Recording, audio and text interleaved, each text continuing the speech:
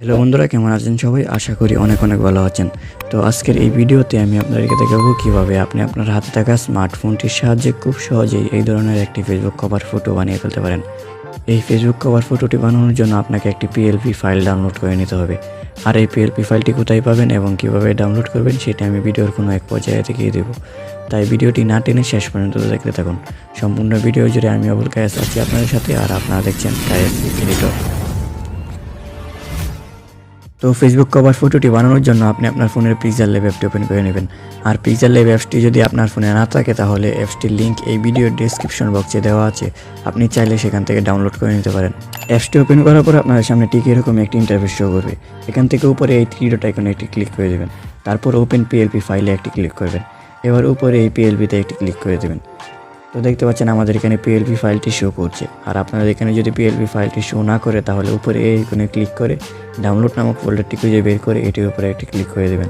তাহলে এই ভিডিওটি দেখে যে পিএলপি ফাইলটি ডাউনলোড করেছেন সেটি এখানে শো করবে।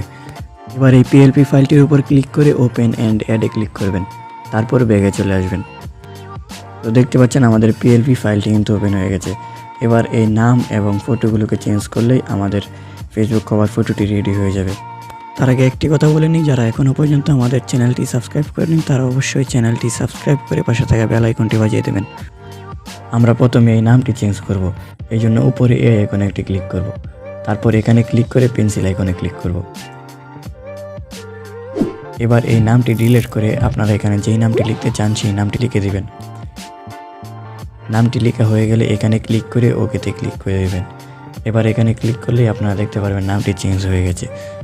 এবার এই ফটোটিকে চেঞ্জ করতে হবে, এই জন্য উপরে এই আইকনে ক্লিক করবেন। তারপর এইখানে ক্লিক করে ফটোটিকে আনলক করে নেবেন। এবার এই ফটোটির লেয়ারের উপরে একটি ক্লিক করে এখানে ক্লিক করে দেবেন। এবার এই আইকনে ক্লিক করে টেক্সচারে ক্লিক করবেন। তারপর ইমেজ আইকনে ক্লিক করে আপনি আপনার ফোনের গ্যালারি থেকে যে কোনো একটি ফটো সিলেক্ট করে নেবেন। ফটোটি সিলেক্ট হয়ে গেলে ফটোটির সাইজ সিলেক্ট করে টিক মার্কে ক্লিক করে দেবেন।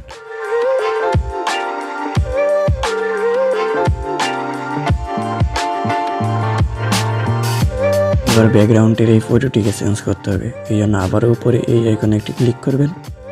তারপর একটু নিচে দিয়ে স্ক্রল করলে এখানে দেখতে পাচ্ছেন একটি ফটো, এটির উপর একটি ক্লিক করবেন। তারপর এখানে ক্লিক করে দেবেন। তারপর এখানে ক্লিক করে আপনি আপনার ফোনের গ্যালারি থেকে যে কোনো একটি ফটো সিলেক্ট করে নেবেন এবং ফটোটির সাইজ সিলেক্ট করে টিক মার্কে ক্লিক করে দেবেন।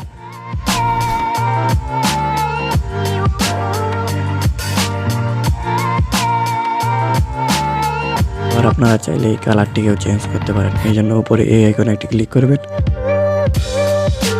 তারপরে এই লেয়ারের উপরে একটি ক্লিক করে এখানে ক্লিক করে দেবেন। তারপরে এদিকে একটু স্লাইড করে কালারে ক্লিক করে দেবেন।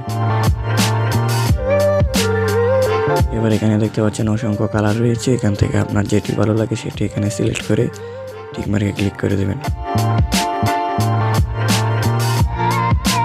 এবার এই শেয়ার আইকনে ক্লিক করে সেভ টু গ্যালারিতে ক্লিক করবেন, তাহলে এই ফটোটি গ্যালারিতে সেভ হয়ে যাবে। তো বন্ধুরা, ভিডিওটি শেষ পর্যন্ত দেখার জন্য অসংখ্য ধন্যবাদ। আর এই পিএলপি ফাইলের লিঙ্ক এই ভিডিওর ডেসক্রিপশন বক্সে দেওয়া আছে, আপনারা চাইলে সেখান থেকে ডাউনলোড করে নিতে পারেন।